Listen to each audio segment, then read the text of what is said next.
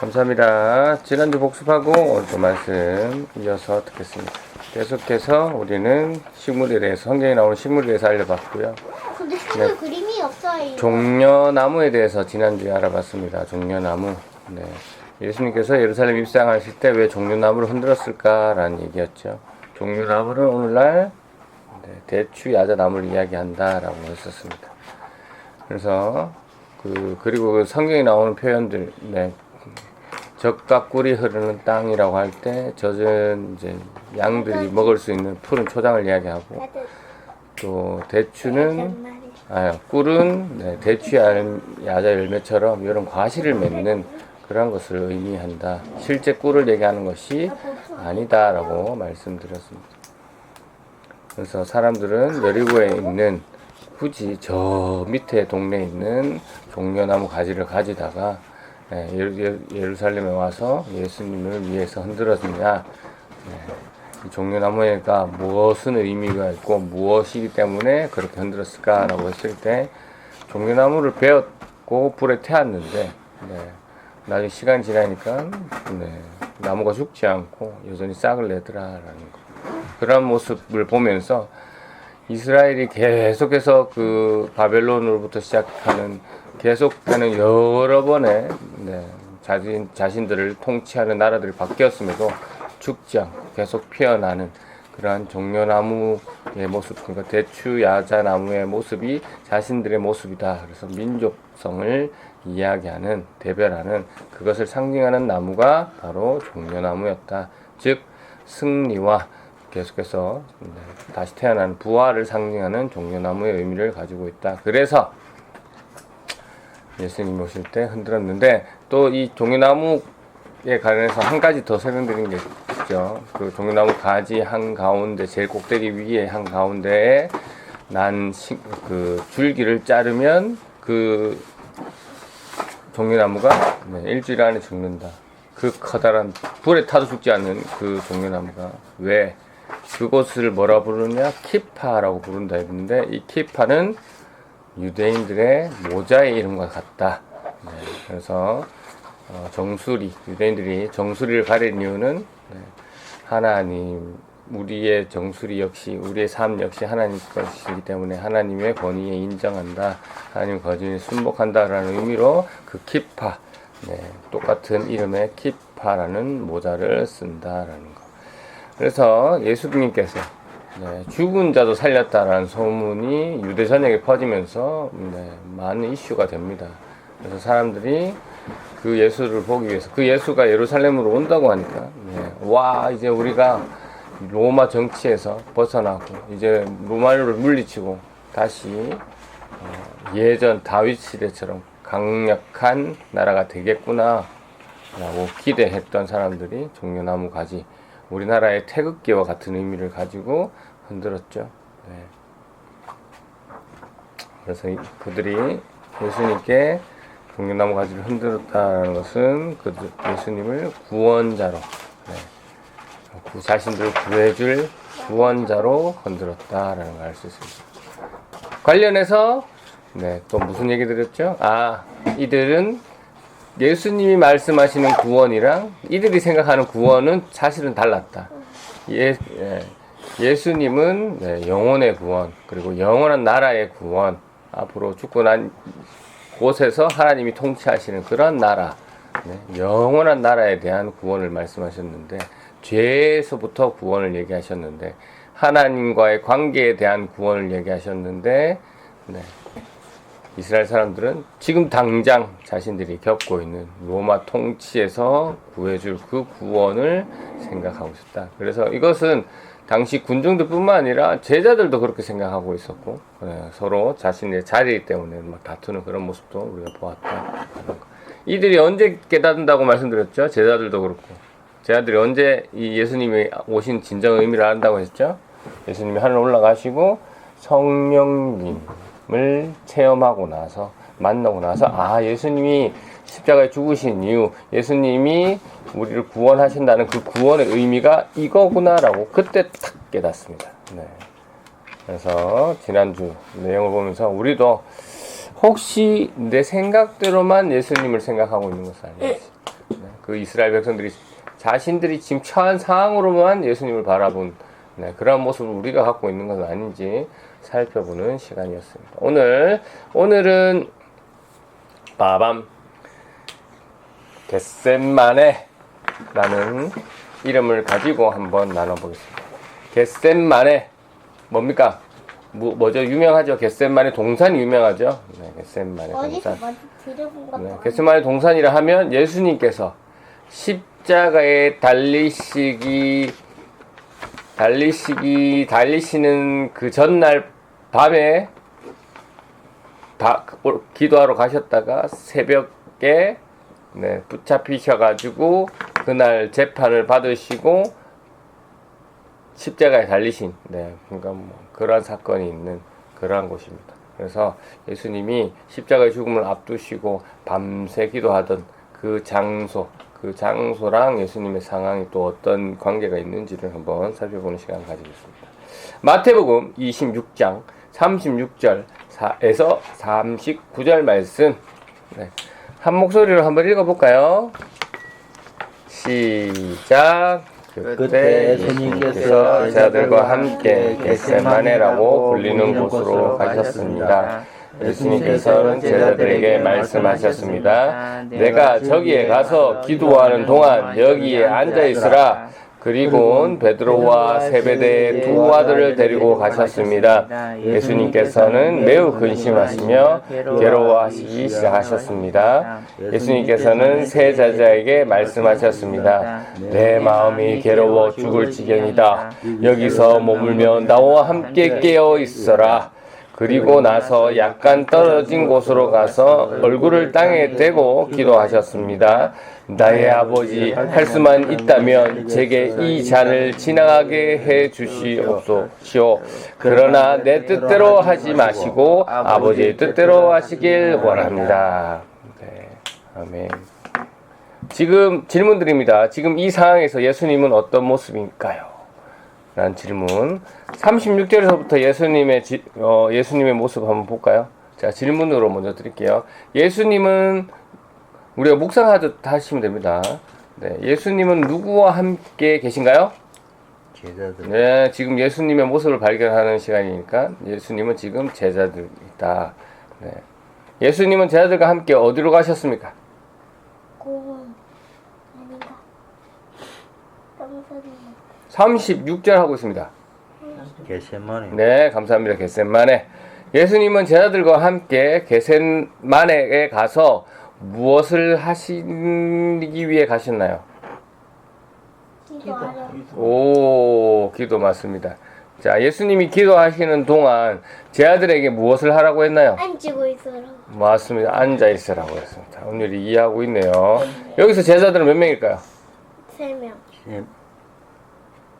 제자들이 12명. 계속 보겠습니다. 자, 37절에서 봅니다. 예수님이 제자들에게 내가 기도하는 동안 앉아 있으라고 말씀하신 뒤에 누구를 데리고 가셨나요?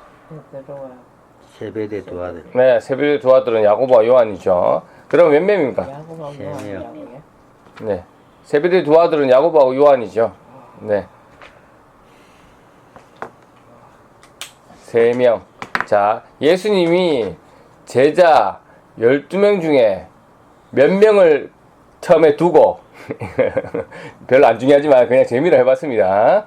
예수님이 제자 12명 중에 몇 명을 처음 장소에 너희는 앉아있으라 하시고 몇 명을 데리고 가셨습니까? 산수입니까? 빠밤. 3명. 그 아들 데리고.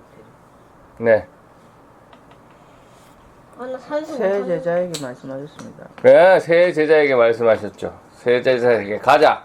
너네는 좀 더 가자. 라고 했죠. 그러면 남아있는 제자들 몇 명입니까? 9명. 10명. 10명. 12에서 몇 명 데려갔다고요? 2명. 2명? 아니 3명. 3명. 그럼 9명. 9명입니까? 정답은 8명입니다. 어? 왜 8명입니까? 아, 유다가 없- 감사합니다. 그거까지. 네, 지금 가룟 유다는 예수님을 잡으려고 대제사장들과 함께 올라오고 지금 작당 모의를 하고 있는 중이죠. 그렇습니다. 그래서 8명이 남아있고 예수님은 특별히 3명을 더 데리고 지금 올라오는 상태입니다. 됐다.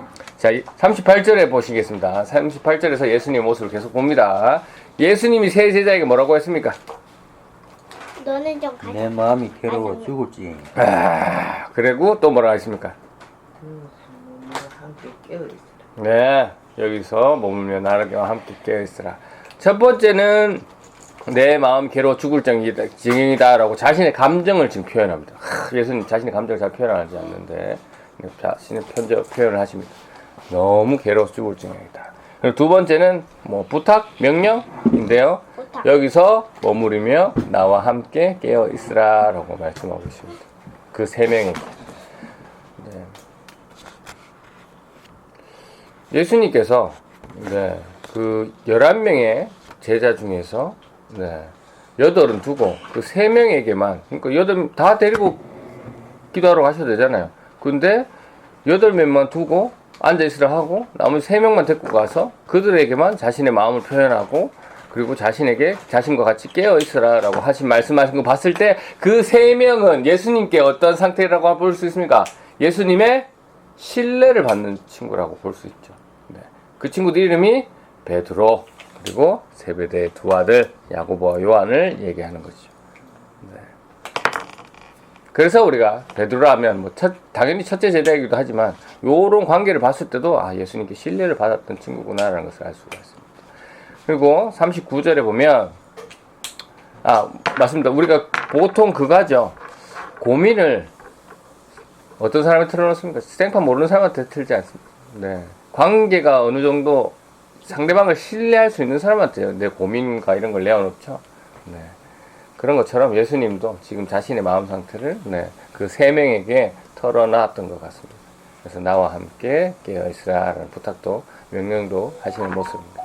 39절입니다. 예수님께서 신뢰할 수 있는 3명을 가까워 두시고 예수님은 지금 조금 더 떨어진 곳에 가셔서 무엇을 하십니까? 기도하시는데 기도하는 자세는 어떻습니까? 얼굴 땅에.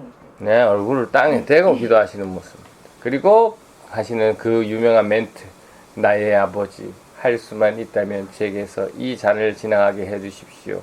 그러나 내 뜻대로 하지 마시고 아버지의 뜻대로 하시길 원합니다. 라는 고백을 합니다. 그런데 예수님은 왜 겟세마네로 가셨나요? 성전에서 기도하셔도 되고, 맞죠? 자신을 따르는 사람이 집에서 기도하셔도 되는데 굳이 겟세마네 가서 기도를 하셨을까요? 간절하니까. 간절하는데 겟세마네 가서 기도합니까? 성전에 가서 기도하는 게 더 간절해 보이지 않나? 기도원에 가듯이.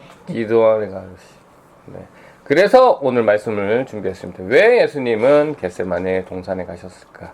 여기서 겟세마네라는 것은 기름이라는 단어, 그러니까 이 기름은 어떤 기름을 얘기하는 올리브 기름입니다. 올리브 기름이라는 단어하고 그걸 짜는 틀이라는 단어가 합쳐진 합성어입니다. 겟세마네가. 그래서 이 겟세마네라는 단어를 들으면 올리브 기름을 짜는 틀이라는 뜻입니다. 우리가 한국식으로 하면 뭡니까? 대전? 근데 우리 대전이 하면 그냥 지역 명으로 생각하지만 옛날 어르신들은 정확하게 생각했겠죠. 큰데 밭전, 밭이 많은 동네, 큰 밭이 많은 동네, 큰 밭 동네 뭐 이렇게 생각하셨던 것처럼 겟세마네 이름 자체가 올리브 기름을 짜는 틀, 산, 동산 이렇게 생각했다라는 것이죠. 그래서 또 이것을 이해하기 위해서는 우리 올리브에 대해서도 알아야 되는데 올리브 기름은 성경에 자주 등장합니다. 맞죠? 그리고 이 이스라엘에서는 좋은 올리브가 나기 때문에 이걸 수출품으로 많이 사용했습니다. 그래서 성경 여러 곳에 이 올리브 기름을 수출하는 내용이 많이 나오는데 하나만 예를 들면 우리가 아는 것 중에 솔로몬이 7년 동안 성전을 짓고 14년 동안 자기 왕궁을 짓잖아요. 그때 뭘로 짓죠? 백향목으로 짓잖아요. 백향목을 레바논 멀리서 구해서 올 때 그 백향목의 값으로 준 것 중에 하나가 올리브 기름입니다. 네, 그만큼 값어치가 좋다라는 얘기죠. 네, 올리브 기름을 줍니다. 그래서 이 올리브 열매에서 이 올리브를 얻기 위해서는 총 2단계가 필요합니다. 일단은 단단한 올리브를 깨서 으깨야 됩니다. 그 다음에 으깨어진 친구를 모아다가 이제 틀에서 짜야 되죠. 쫙 짜야 됩니다. 네, 그렇게. 물이 그래서 짜야 되네요. 네, 물이 나오도록 짜는 겁니다. 그 물이 기름이고요. 그 기름을 총 4번 정도 짠답니다. 첫 번째 짠 거가 가장 진하겠죠. 가장 진한 거를 어디에 쓸까요? 성전에 바칩니다. 하나님께 드립니다. 네. 그래서 성전에 바치고, 그래서 성전에서 촛대를 불을 밝히는 용도로 올리브 기름을 쓰든가, 아니면 그 대제사장들 임명할 때, 선지자들 임명할 때, 왕을 임명할 때 머리에 기름을 부을 때 그 올리브 첫 번째 짠 기름을 사용합니다. 두 번째 짜죠? 꽉 짭니다. 두 번째 짠 올리브를 뭘로 하냐?